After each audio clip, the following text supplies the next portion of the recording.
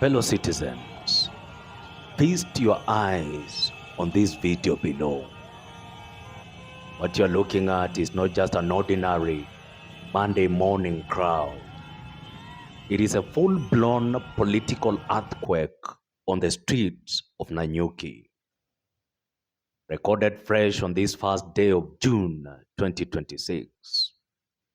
The good people of Laikipia County have hit the pavement to protest a deeply controversial backroom US Kenyan deal to drop an Ebola quarantine center right into their backyard. African elders were right when they said that the goat does not graze where it is tied if the grass is sweet elsewhere, but it will kick violently if you force it into a hyena's den. Let's be honest. To the elite bureaucrats sipping expensive espresso in Nairobi, the policymakers in Washington, Laikipia County, probably looks like a vast, empty postcard, the perfect isolated safari land to pack a deadly virus. But to the mwananchi on the ground, being handed an Ebola facility without a single consultation or public participation is less like a strategic partnership, a lot more like being invited to a lavish feast where you are the main course on the menu. Allow me to break this down into simple terms. Imagine you live in a peaceful, hard-earned homestead. Suddenly, your brother, the national government, cuts a lucrative deal with the wealthiest tycoon across the river. Talking about the United States government. The tycoon has a massive hive of aggressive, stinking bees he needs to storm. But instead of putting that hive in the tycoon's massive backyard, or even in your brother's spacious living room in Nairobi, they decide to bolt it right next to your kitchen window in Nanyuki. Naturally, you're going to grab the nearest heavy stick and cause a massive scene. The protesters are doing exactly that. They are yelling the ultimate question.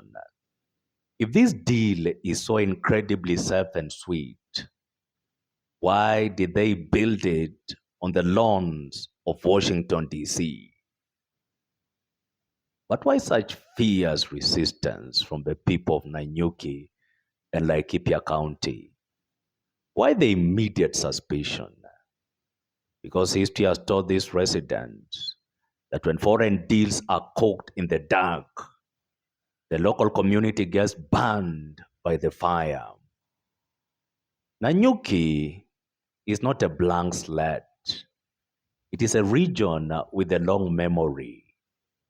Look back at the 1950s colonial displacement when the wider Rift Valley region was carved up for foreign interest, leaving deep scars over land and sovereignty. Look at the modern ongoing friction right there in Nanyuki with the British Army training unit Kenya called Batuk. From bitter legal immunity battles to the devastating fires in the Loldeangi Hills, locals know exactly what happens when foreign superpowers set up camp. The big players fly away.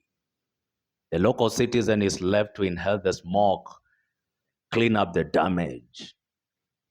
So when another global superpower rolls into town with a deal involving one of the most terrifying pathogens on the planet, historical trauma doesn't just whisper. It screams, and it screams loudly.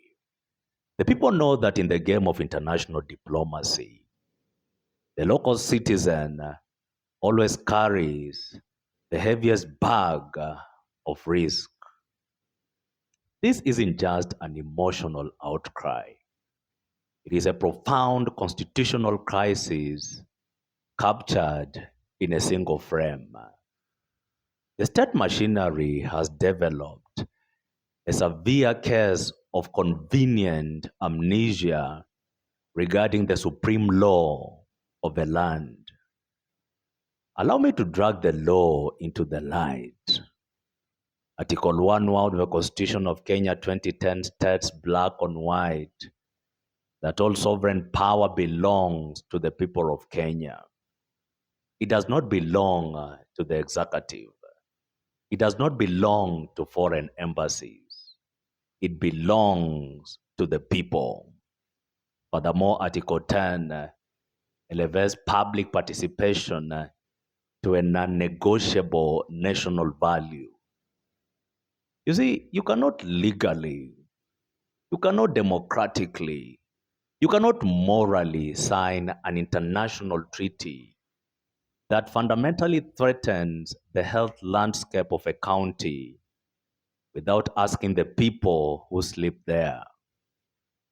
Passing Laikipia County, the state treated the Constitution as a polite suggestion rather than a strict command. Allow me to add Article 42 of the Constitution of Kenya 2010, which guarantees every citizen the right to a clean and healthy environment. You realize why dropping a pathogen hub into a vibrant economic and tourism engine like Nanyuki is a total legal disaster. So, what is the verdict of everything I've talked about today? See, the defiance captured in the video I've just shared is a loud, uncompromising memo to the political elite. You cannot shave a man's head in his absence. International diplomacy is fine, but when it is wrapped in secrecy and forced down the throats of citizens, the ground will always spit it back out to the elites. If the government wants to build a global health hubs, they must first master basic local respect.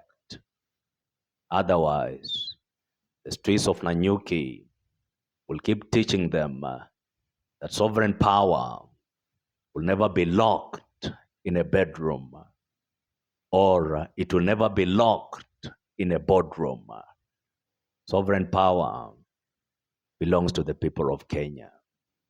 My name is Biketi. If it is your first time here, make sure to follow this channel, to share this video, to subscribe for more political analysis.